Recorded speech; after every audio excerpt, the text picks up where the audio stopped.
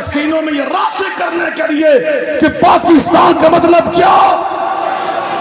یاد رکھیے، اس کے لیے امت کا اتحاد، جس پہ قاری صاحب نے بڑا زور دیا۔ عرب کے سوز میں ساز عجم ہے، حرم کا راز توحید امم ہے، تہیب عادت سے اندیشہ غرب کہ فرنگی تہذیب بے حرم ہے۔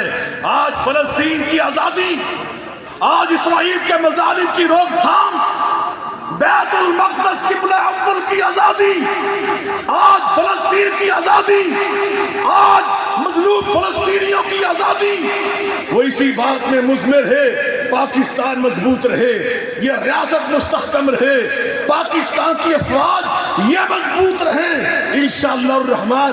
ہم آج سوشل میڈیا پر جو ہمارا دشمن یلغار کر رہا ہے فکری جنگ میں، ہمیں وہ شکست دینے کے درپے ہے، انشاءاللہ ہم انہیں شکست دیں گے انشاءاللہ۔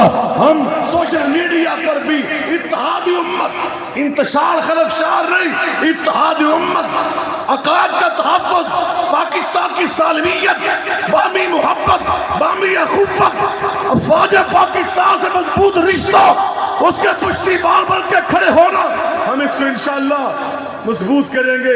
پاکستان مرکزی مسلم لیگ، اس کی حلیف جماعتیں، ہم سب کا ایک ہی پیغام ہے، وہ یہی پیغام ہے کہ پاکستان زندہ باد، اسلام زندہ باد، عقیدہ ختم نبوت زندہ باد، اور انشاءاللہ الرحمن آپ کے اس اتحاد سے پاکستان مضبوط ہوگا، فلسطین آزاد ہوگا۔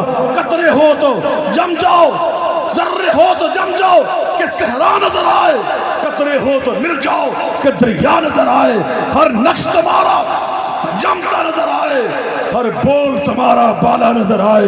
وآخر دعوانا الحمدللہ رب العالمین۔